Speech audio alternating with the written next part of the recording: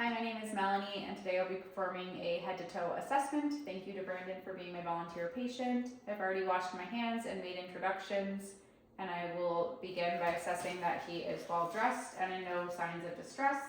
I'll start by inspecting his skin on his face and upper extremities for color, lesions, and overall integrity. His skin appears to be warm and dry with appropriate texture and turgor. I'm going to inspect and palpate his nails. Looking at his nail beds, they are pink with no signs of cyanosis or clubbing, and his capillary refill is less than 2 seconds, which is normal. I'm going to look at his head and inspect that there are no signs of deformities and no evidence of any swelling. I'm going to inspect his scalp I'm going to inspect his hair for texture and distribution, which are normal, and his pattern has no signs of alopecia. I'm also inspecting the scalp, noting there is no flaking or signs of infestation, and I do not see any nevi or lesions as well. I'm going to palpate his skull and scalp for any deformities, masses, or tenderness. Any tenderness? No. The skull is normal cephalic and atraumatic.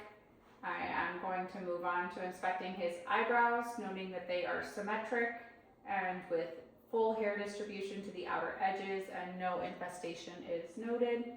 Looking at his eyelids, there is no swelling, and his eyelashes have full hair distribution with no infestation. Inspecting his eyeballs, his conjunctiva and sclera are clear with no signs of injection, and his lacrimal area has no edema or erythema as well.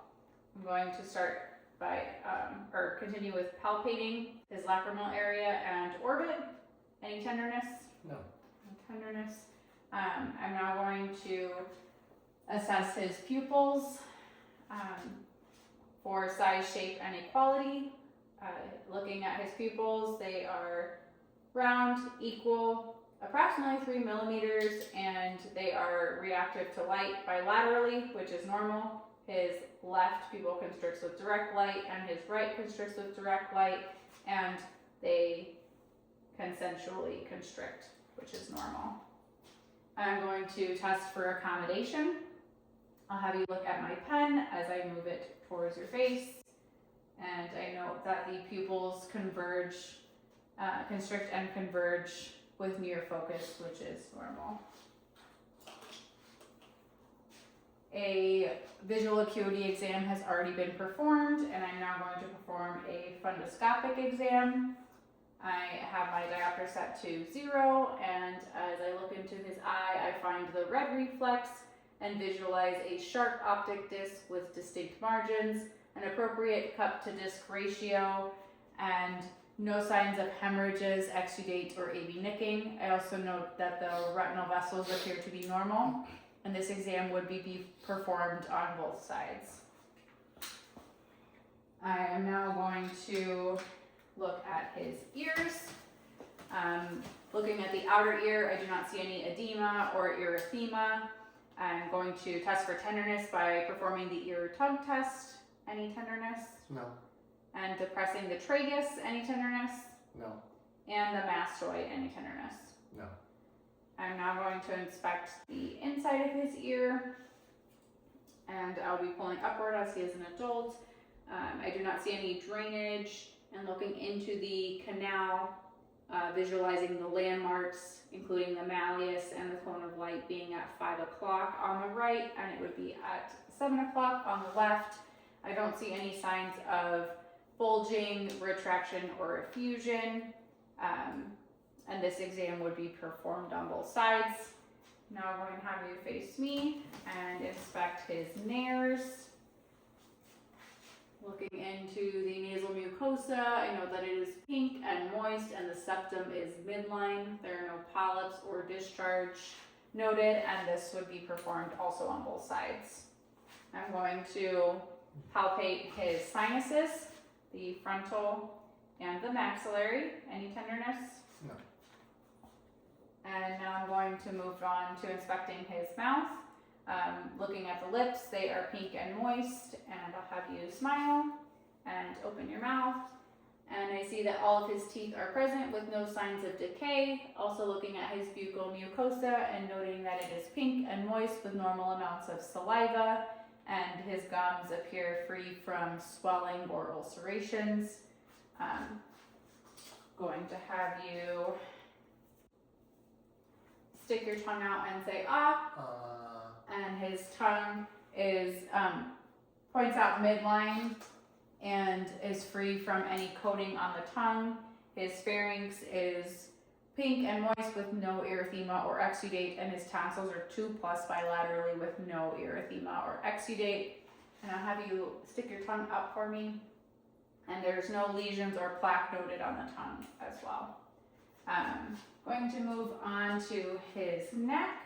I'm going to start by palpating his lymph nodes, the preauricular, postauricular, occipital, the tonsillar, submandibular, submental, anterior cervical chain, deep cervical chain, posterior cervical chain, and the supraclavicular. No lymphadenopathy is noted. We'll assess his trachea. Have you look up for me. And his trachea appears to be midline with no enlargement of the thyroid. I'm going to now palpate his thyroid lobes. I'll do this one at a time as he swallows. Go ahead and swallow. And no nodules, tenderness, or enlargement is noted of the thyroid. I'll now have you lie back for me. And I'm going to be assessing his jugular venous distension as he lays at a 30 to 45 degree angle, and no JVD is noted. I am going to measure with my ruler and note at the angle of Louis that it is less than 3 centimeters, which is normal. I'm now going to auscultate his carotid arteries for any bruits.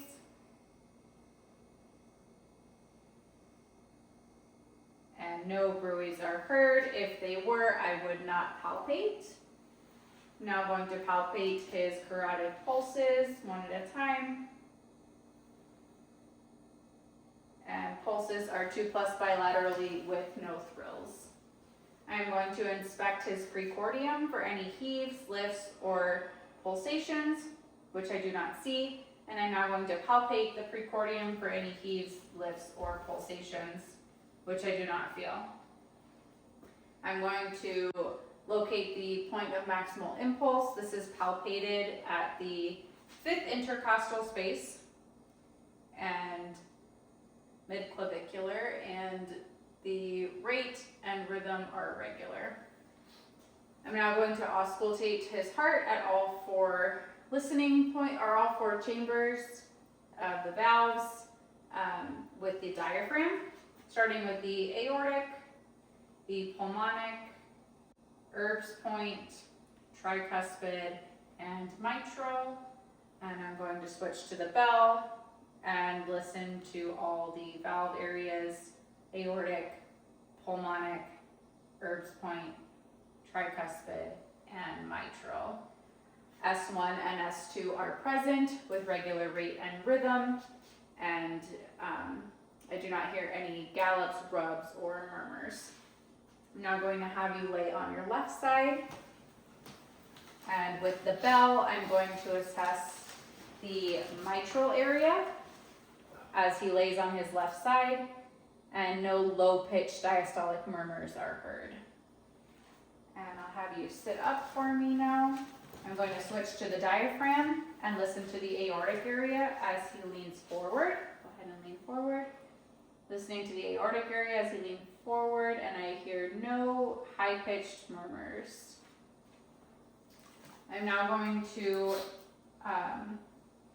inspect his chest wall for symmetry and note that his AP to transverse ratio is normal. Respiratory rate is normal, and there is no use of accessory muscles. I'm now going to palpate for chest expansion. Go Go ahead and take a deep breath in and out, and his chest expansion is bilateral, equal bilaterally. And I'm going to test for tactile firmness. Go ahead and say 99. 99. 99. Firmness is equal bilaterally. I'm now going to percuss his anterior lung fields at all of the listening points.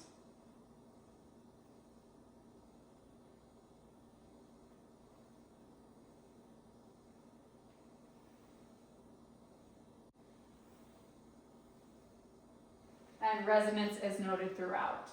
I am also going to auscultate his lungs in a ladder-like pattern at all of the listening points as well. Go ahead and take a deep breath in and out.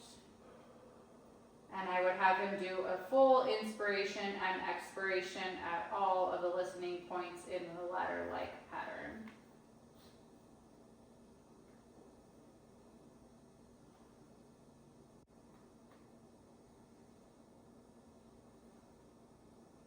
And lung sounds are clear bilaterally with no wheezes, rales, or bronchi noted. I'm now going to perform this exam on the posterior lung fields on the back. I'm going to start by assessing for chest expansion. Go ahead and take a deep breath in and out. And expansion is equal and bilateral. And now I'm going to test for tactile firmness, say 99. 99. And firmness is equal bilaterally. I'm now going to test the diaphragmatic excursion, or measure the diaphragmatic excursion. This is done by percussing the right posterior lung fields along the scapular line, noting and identifying that resonance is going to change to dullness as I measure the diaphragm level.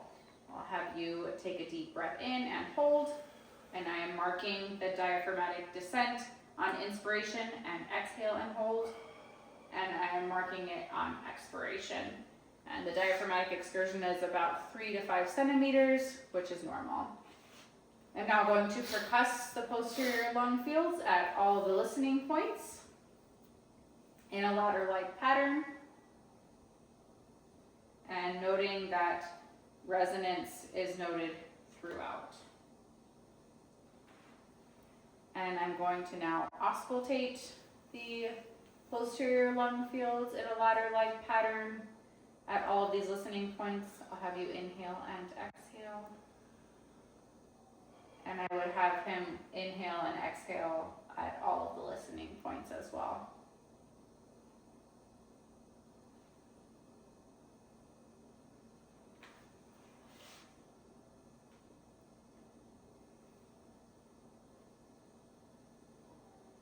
And breath sounds are clear bilaterally. No wheezes, rales, or bronchi are noted. I'm now going to assess for arterial insufficiency by looking at his legs. I'm noticing that his skin color is normal. There's no hair loss that would indicate peripheral artery disease. And I'm going to be assessing his pulses. This would be done bilaterally in order to compare. Start with the radial and brachial and popliteal. The femoral is going to be deferred for this exam. The posterior tibial and the dorsalis pedis. They are all 2+, and like I said, this would be done bilaterally. 2+ is normal. Thank you.